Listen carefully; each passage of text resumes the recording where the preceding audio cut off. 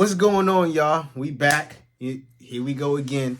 Let's get right into it. It's your boy Tony C and Mr. SMACKLIKEDAAAT. And we here talking about that top-ranked ESPN Plus fight that they happened right down at the theater at MSG this past Friday. You had the businessman headlining Norfolk's own Keyshawn Davis going against Dennis Berichyk for that WBO 135-pound title.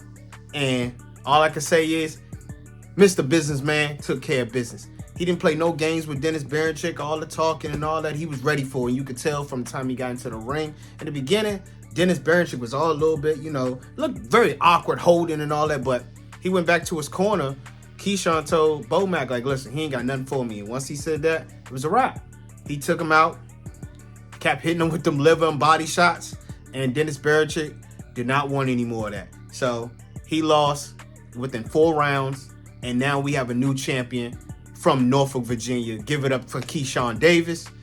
He's always putting on for his family above everything, and he's just always making sure his brothers is on his card and all. His brother Juice Man took care of business as well. So people are saying, what's next for Keyshawn Davis? Oh, of course, everybody want to talk about him calling out Tank or something like that. He said he wants anybody who want it, come get it.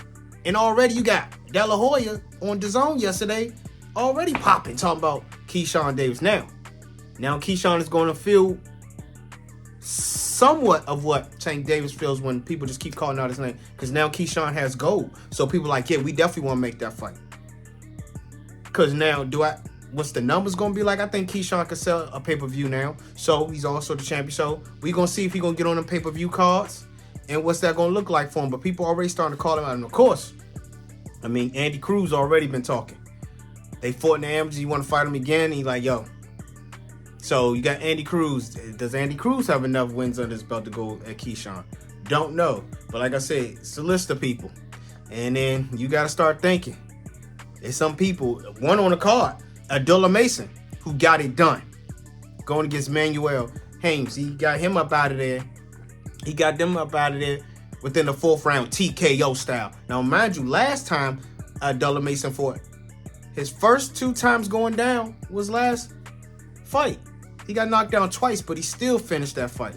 And, he was able to get through adversity. And people want to see that. Those who are, like, undefeated and stuff like that, they be like, hey, what do you do when you get knocked down? And he made adjustments and got that win in, and he got it in a more dominant fashion this time. I definitely want to catch one of his fights. Hopefully, I can make it to his next fight. It's a rumor that within 2 months, he fighting Cabrera April 5th. And they saying Cabrera's the same guy who just got knocked out by William Zepeda within 7 rounds. That was his last fight. So Cabrera's going to be a tough opponent for Abdullah Mason, but I will definitely can't wait to see that. I definitely like that. And Abdullah Mason, shout out to him and his family. That's his boxing team, his true blood brothers, and he said those are the only people he doing handshakes of not fighting with. Other than that, signed a contract, set it up. He want anybody in 135. He got an appetite for smoke, and he want to smoke. So shout out to Abdullah Mason. He's no longer, to me, a prospect with 17 wins, 15 by way of knockout. He's no longer a prospect. That's what you call a professional boxer. That's a problem in this industry. So expecting a lot of big things out of him. Keyshawn Davis. Let's go to Vito Mielnicki. He was on the undercard. I like the fight against him and Conor Coyle. I think they both showed that brawler-style fighting, and it ended up in a draw. I thought Mielnicki was going to edge out the win, but they gave it a draw, and I'm sure Mielnicki's not happy about that, being a tri-state resident and fighting in New York in Madison Square Garden at the theater, and he wanted to show a better outing than he did his last outing. So for him to come up with the draw, I'm pretty sure he's not happy about it, but I do think he did a great job. I think Conor Coyle did a great job as well, but I think if Mielnicki can focus more on not headhunting so much with his brawler style and continue to box, show that boxing ability that he did show in some of them rounds, I think he would have edged out and got those swing rounds that could have went either way. I think it would have pointed him with those wins, and that would have got him the win. But, hey, it's not an L, but it's not a W neither. So I'm sure I don't know if they're going to do a rematch or what's next for Vito Mielnicki, but definitely a great outing, even though it came out to be a draw. That was one of the exciting fights of the evening, besides the Abdullah Mason, of course, and Keyshawn getting the 4th round win to become the new WBO champion. So I don't know what's next for him. Tank has Lamont Roach coming up March 1st, so we got that. Shout out to Juice Man, Keyshawn Davis' brother getting it done. It's a lot of boxing going on, ladies and gentlemen, and we here for it, young. It's been some great fights.